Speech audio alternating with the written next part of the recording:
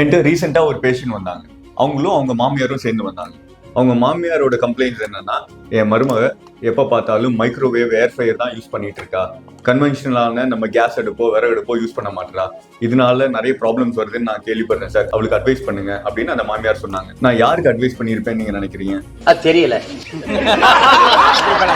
நான் டாக்டர் ஜிம்திவாகர், உங்க ENT surgeon. For more ENT updates என்ன ஃபாலோ பண்ணி இந்த மைக்ரோவேவ் ஏர் ஃப்ரையர் இதெல்லாம் எப்படி வேலை செய்யுதுன்னு நம்ம பார்ப்போம். மைக்ரோவேவ்ல ஒரு magnetron high frequency radio waves வந்து கிரியேட் பண்ணுது. இந்த ரேடியோ வேவ்ஸ் உணவை பெனட்ரேட் பண்ணி உள்ள போய் அங்க உள்ள நீர் சத்து வாட்டர் மாலிகூல்ஸை போலார் மாலிகூல்ஸை கன்வெர்ட் பண்ணி வெளியே சுத்திட்டு இருக்கிற மேக்னெட்டிக் வேவ்ஸோட ஃப்ரீக்வன்சில மேட்ச் ஆகி அதுவும் சேர்ந்து சுத்த ஆரம்பிக்குது. அது சுத்துற நேரத்துல ஒன்னோட ஒன்னு உரசுறதும் மற்ற மாலிகூல்ஸ் கூட உரசுறதும் அதனால ஹீட் எனர்ஜி ப்ரொடியூஸ் ஆகுறதுதான் இதோட பிரின்சிபல். இந்த எனர்ஜியை வந்து வால்யூமெட்ரிக் ஹீட்டிங்னு சொல்லுவோம். எப்படின்னா நம்ம கன்வென்ஷனலா கேஸ் அடுப்புல சமைச்சாலோ இல்ல விறகு அடுப்புல சமைச்சாலோ அந்த வெப்ப சக்தி வெளியில இருந்து உணவை வந்து உள்ள நோக்கி சூடு பண்ணிட்டு போகும். ஆனா இந்த வால்யூமெட்ரிக் ஹீட்டிங் என்ன பிரின்சிபல்னு பாத்தீங்கன்னா, உள்ள இருந்து ஃபுட் வெளியே ஹீட் ஆயிட்டு வருது. இதுதான் ரெண்டுக்கும் உள்ள ஒரே டிஃபரன்ஸ். மைக்ரோவேவ் சேஃபா? இந்த மைக்ரோவேவ் அண்ட் ஏர் ஃப்ரையர்ஸ் கண்டிப்பா சேஃப் தான். சோ மைக்ரோவேவ்லயும் ஏர் ஃப்ரையர்லயும் சமைக்கிறது உடம்புக்கு கெடுதின்னு நினைக்கிற உங்க ஃப்ரெண்ட்ஸ் அண்ட் ஃபேமிலிக்கு இதை ஷேர் பண்ணுங்க.